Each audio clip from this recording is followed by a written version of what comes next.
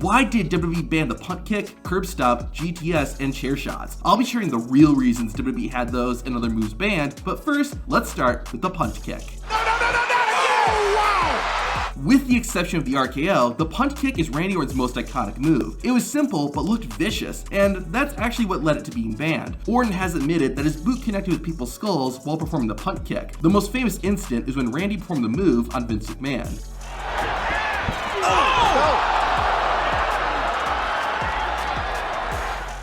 The kick gave the chairman of WWE a concussion, and it was the beginning of the end for the Viper's signature move. In 2012, the punt kick was banned for the safety of Randy Orton's opponents. However, during the pandemic in 2020, the Viper did bring back the move. The reason was that there was no fans in attendance, so Orton could perform the kick safely while also making it look convincing. A less famous finishing move, but still pretty awesome, is the Vertebreaker. Now, when they have to drop him down! Shane Helms, aka the Hurricane, used the move while competing in WCW and carried the Vertebreaker over to WWE. However, he didn't get to use it for long. Shortly after arriving in WWE, Helms was told he was no longer allowed to use the move. Even though Helms had never hurt anyone with the Vertebreaker, WWE deemed it too risky. The move requires perfect execution to pull off safely, and the slightest mistake can result in the person taking the move landing on their head or neck. The move has been banned in WWE ever since. However, Seth Rollins and AJ Styles busted out the move in 2016 at a non-televised event. Now, the reason for banning this move was just straight up dumb. When Michelle McCool started wrestling in WWE, she used a finisher called Wings of Love. However, she'd be forced to stop using the move. It wasn't because someone got hurt or because it was too risky. The reason was that WWE felt it was too devastating of a move for a female wrestler. Yeah, WWE banned a finishing move because it looked too powerful. The ironic part is that after having Wings of Love banned, Michelle McCool started using another finisher, the Face Breaker. If it looks familiar, that's because it's the same finisher AJ Styles uses, the Styles Clash. The Styles Clash is a pretty dangerous move and was actually banned in WWE for a while due to having a history of causing injuries. Thankfully, nobody ever got injured when Michelle McCool used the Face Breaker, but this has to be the first time a safe move got banned and replaced with a more dangerous one. Seth Rollins had a similar thing happen to him with the Curb Stomp. Rollins with a Curb Stomp!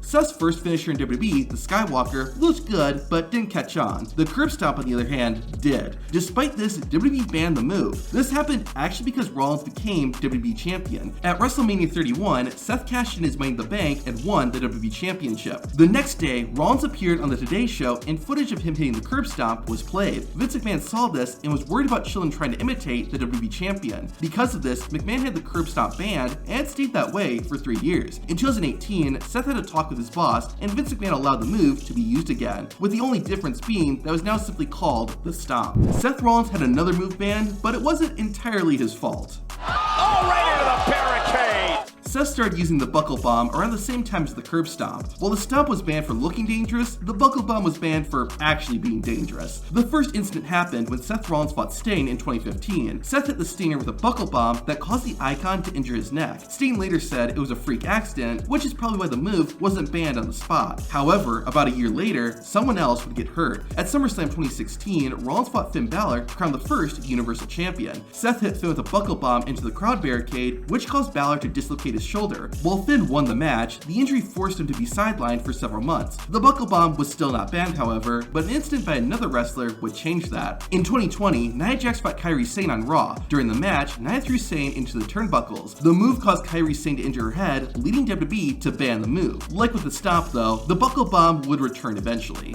A classic wrestling move is the Piledriver.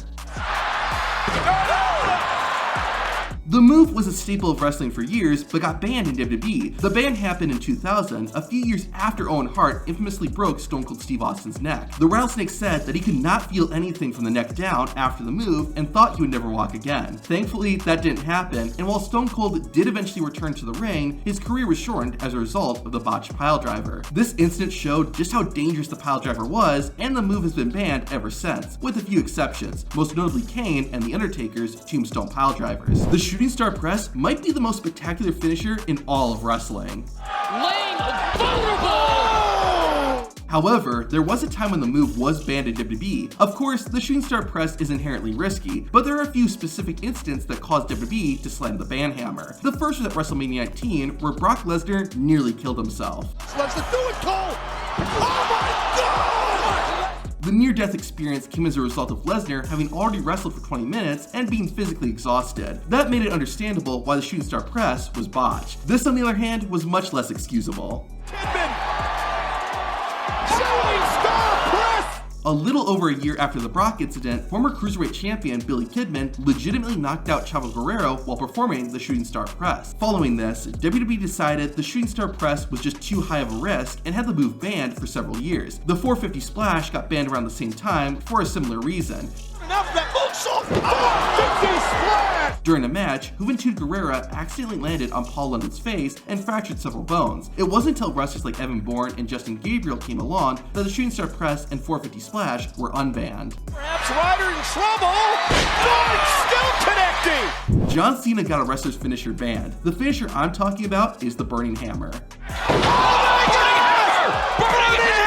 It's not been used a ton in WWE, and there might be a very good reason for it. The move is a bit dangerous to perform, as it's difficult for the opponent to control their body, and their head is in a position that makes it easy for them to land on. However, that is not the reason the move was banned. In the early 2010s, Tyler Ricks started using the Burning Hammer as his finisher. According to Rex, John Cena got upset because Cena felt it was too similar to the Attitude Adjustment. Cena apparently berated Tyler Rex, and Rex is forced to change his finisher. Whether you believe it or not, Tyler Rex's story does make sense. In the past few years, the Burning Hammer has been used in WWE more and more, and it comes as John Cena has been appearing in WWE less and less. If CM Punk returns to WWE, he won't be able to use the GTS because it's banned. Ironically, both Punk and the wrestler who invented the move are the reasons for it. When Japanese wrestling legend Kenta came to WWE in 2014, he underwent a few changes. First, he was given the name Hideo Itami. On top of that, he wasn't allowed to use the GTS, even though that was his finisher in Japan, and he invented the move. The reason was that WWE was worried it would remind fans of CM Punk, who had recently walked out of the company. However, WWE eventually gave in, and Itami was allowed to use the GTS. Unfortunately, it was short-lived. During a match against Brian Kendrick, Itami hit Kendrick with the GTS, but accidentally broke Kendrick's nose and orbital bone. This was enough for WWE to take action, and the GTS has been banned ever since. As you've no doubt learned, WWE tends to ban moves after an accident happens, and that's sort of the case with the Brain Buster. The third of it. Oh, a Brain Buster! On top of having a violent name, the Brain Buster is just a difficult move to control. The idea of the move is that a wrestler sends their opponent's head crashing onto the ring mat, and the line between making the move look real and keeping a wrestler safe is very thin. WWE actually decided to ban the Brain Buster because of a different botched move. At Super Showdown in 2019, Goldberg fought The Undertaker. Goldberg went to perform his signature jackhammer, but lost control and ended up delivering a sloppy Brain Buster. The botch almost caused Undertaker to be permanently injured, and the accident led WWE to err on the side of caution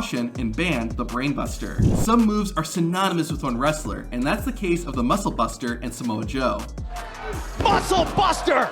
Joe had basically been using the Muscle Buster for his entire wrestling career and had no issues with it. When he came to WWE though, that's when things changed. In his third match for the company, Joe fought Tyson Kidd before WWE went on the air. Joe hit the Muscle Buster like normal, but Tyson Kidd did not get up. It was later discovered that Kidd had injured his spinal cord. The situation was made even scarier when it was shared that only 5% of people survived the injury Tyson sustained. The Muscle Buster was eventually banned, and Joe transitioned to using the Coquina Clutch. It's a different type of move, but you won't see this anymore in WWE. His feet.